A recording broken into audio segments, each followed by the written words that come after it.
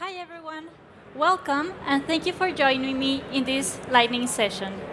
For the next 20 minutes, we are going to explore how you can turn siloed enterprise system data into AI-driven innovation. My name is Angie Güemes, and I am a senior specialist in the industry solutions team at MongoDB. What we do is that we basically help organizations maximize the value of their data by providing industry-specific solutions. These are either to help them tackle specific challenges or improve customer experiences. All right. The agenda for today is the following. First, we're going to talk about AI innovation and its challenges. What it is, we're going to explore some vision of that through a couple of demos, and we are also going to talk about why are some of these AI initiatives not getting to production. Then, we're going to talk about the operational data layer as a solution, what it is, and the layers that compose it. And finally, we're going to talk about the benefits that you will get from using MongoDB Atlas as your operational data layer. All right, so getting started, these are some AI concepts or capabilities that have been broadly talked about, especially the last couple of years. And they are becoming increasingly fundamental across industries, generating key areas of opportunities for many use cases. Let's explore them in a little bit of more detail. First, we have Gen AI. This is what it's been allowing companies to streamline and automate processes. For example, based on the picture of a product, they can generate multilingual descriptions of it, but these descriptions match the tone and essence of the brand. AI-powered search is allowing us to discover data in a much smarter way, searching through semantic meaning rather than just keywords. This is how companies are able to match a customer to a specific product or an employee to a specific insight instantly. Then we have Retrieval Augmented Generation, or RAG. This is very critical for reducing hallucinations, expanding LLM capabilities through proprietary data as context, critical for trusted and grounded AI responses. And well, last but not least, agents and multi-agents. These have added a new layer of decision-making and reasoning. They are able to act, not just answer. So they are able to streamline processes and workflows end-to-end. Ultimately, all of these have one goal that is shared across them, and this is to improve customer experiences and/or enhance their operational efficiency. And there's also something really exciting about all this, and is that we are already seeing this happen across different use cases and customer success stories. And just to provide a little bit of more insight, I'll go through the last two. Novo Nordisk is a leading healthcare company, and they are augmenting LLMs with their own proprietary data to make the generation of clinical study reports faster. It used to take them 12 weeks to generate these reports, and now it only takes them 10 minutes, and only with a fraction of the resources that it would take them in the past. Thanks to this, they are able to hit faster times to market for new treatments. And as part of these initiatives, they are leveraging different AWS technologies like Bedrock. Specifically, they are using Cloud 3 and Titan, and also MongoDB Atlas Vector Search. And then DevRev. DevRev provides support chatbots for their teams, for their internal teams. And as part of these initiatives, they are also using MongoDB Atlas on AWS and other products like EKS and VPC peering for support and connectivity. All right, so I brought to you a couple of demos to paint a more clear picture of these AI initiatives. The first one, with this first one, we are going to explore how you can take advantage of fresh purchase data to enhance the experience of the customers. So in this case, the user is at the e-commerce store. They will go to their cart, proceed to checkout. Oops, so sorry. I had this issue at the A/B testing, so the show must go on, right? So second time. The user will be at the e-commerce store, and here they will go to their cart, place an order, and this will trigger our invoice and recommendation microservice. So when the user clicks on See Details, they will be given a pop-up with their digital receipt here, encompassing relevant order, transaction, and loyalty information. And if they scroll down from the receipt, they will be able to see a list of recommendations with products that they might also like based on the items purchased in this order. And like that, every single digital receipt will contain a unique and relevant set of suggestions, leading to a more engaging shopping experience. Customers can also download the PDF version at any point in time and leverage this for their finances. Ultimately, if a customer makes a purchase at a store physically, they expect to see that same history inside their account, so that if they then go to the landing page, we are able to leverage that data as well. So this is how we can instantly activate fresh purchase data to continue the shopping experience beyond the checkout, and also leveraging that same data to further personalize, for example, the landing page in this case. Awesome. In this next example, this is a financial portfolio management system that continuously scans the market for insights. At the top, we have performance and asset graphs, and at the bottom, and the graphs are related to the manager's portfolio. At the bottom, we have a table of diversified portfolio of ETFs. Each of these contain a different indicator. For example, sensitivity around VIX, GDP, interest, unemployment rates, and also sentiment scores.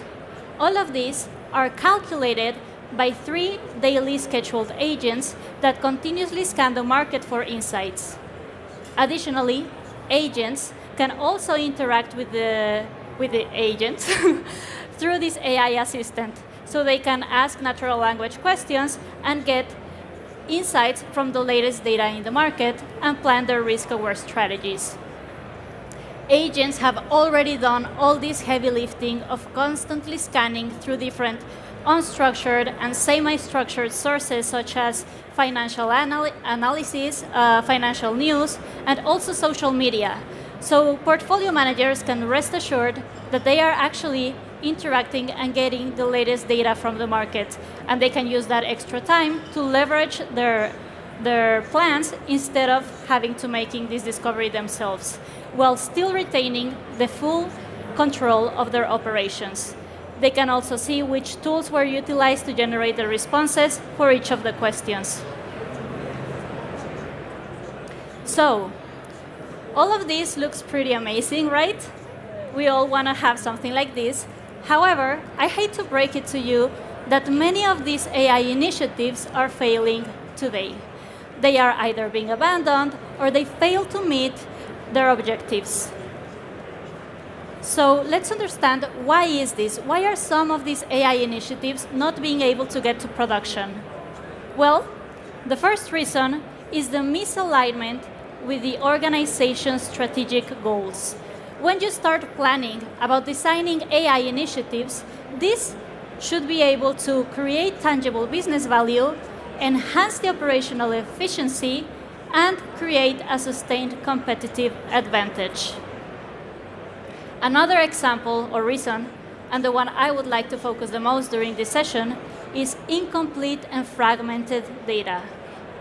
When you start building your AI initiatives without first making a pause, taking a look at your data layer, at your foundational data layer, well, you will start feeding your initiatives with data that has poor quality, data that is insufficient or incomplete, or because still many data is scattered across different legacy systems, well, it becomes very hard to integrate or activate. If you take that combo and you pass it to a large language model, you will get inaccurate outcomes, hallucinations, and bad business consequences, missed opportunities, bad user experience, and the worst, damaging a reputation. We know how hard it can be to build a strong loyalty base, but only, and here's a little data, most more than 60% of customers will change of brands after a single bad user experience. So that is something we want to avoid. So how can we guarantee complete, accurate, and real-time data? Well, let me introduce to you the operational data layer, or ODL. This is an architectural blueprint or approach which job is to consolidate siloed enterprise data into a single, reliable data layer. Let me walk you through the 5 layers of an ODL, that will guide a robust implementation using MongoDB Atlas as your core data layer. First, we have the source systems, or systems of record. This is where the actual data gets originated. And as you can see from the examples, many of these systems were built with a single use case in mind at the time. So, as a result, their schema does not longer accommodates the modern day applications. An example of this, or a result of this, it's that you will struggle to see a complete view of an entity. For example, a retailer that struggles to have a complete view of a user throughout their shopping journey, because operational sales are in one system, returns and refunds are in a different system, their loyalty or preferences in another system, and so on. Data from the source systems is then ingested into the ODL layer through different mechanisms, including ETL, change data capture, and here you can also leverage MongoDB Atlas stream processing for handling large stream process of data. I think it's a good time to make a pause here and mention that if you're interested about any of the products I will be mentioning during the session, we have a booth right here behind us at the number 822, and we have many experts on site, and actually we brought the demo so you can test them yourself if you're interested. All right, the third layer is the actual ODL. Here is represented by MongoDB Atlas, and it's where we consolidate structured, unstructured, and semi-structured data into a single flexible document. Then we have the processing layer. This layer is in charge of making the data from the ODL available to the applications. This layer right here is very critical for security. It enforces governance through encryption, access control, policy-based filtering, etc. And the last but not least, and I think we can all guess what layer is next, are the actual applications. So these applications can include operational and system apps. They can include business intelligence tools. They can include, of course, the next generation applications with Gen AI and agents. All right, so what are some key enablers that you will get from using MongoDB Atlas as your ODL? I really like this diagram because it encompasses the main benefit. All of these building blocks that you see here would usually come from single-purpose systems. For example, Smart Search or embeddings englobed in the flexible schema. And here, they are all natively integrated, living with your data. So actually, we're actively working to integrate VoyageAI embedding models and read rankers to make this process even more seamless. So this is the biggest benefit we bring to development teams: simplicity. We are reducing the complexity of their operational overhead by having all the data and capabilities in one single, trusted, reliable data layer. Some of the key enablers that you will get from this are, first, the unparalleled simplicity from the flexible document model. You can store different complex data types, such as vectors, such as graphs, the AI embeddings, and in this example, we have operational data living alongside AI. This is what it allows us to query for relevant products in the digital receipt demo without having to move data outside of our system. Then we have agents' memory capabilities. Memory is a key capability for agents, allowing them to store context throughout interactions, learn from past interactions, and ultimately get better at their tasks. You can leverage Atlas as your agent's memory layer. Another thing that you would get from this are the powerful queries. We have full text search, semantic search, hybrid search, all natively integrated. You can also have other powerful search queries, such as geospatial queries, and they're all within the same workflow.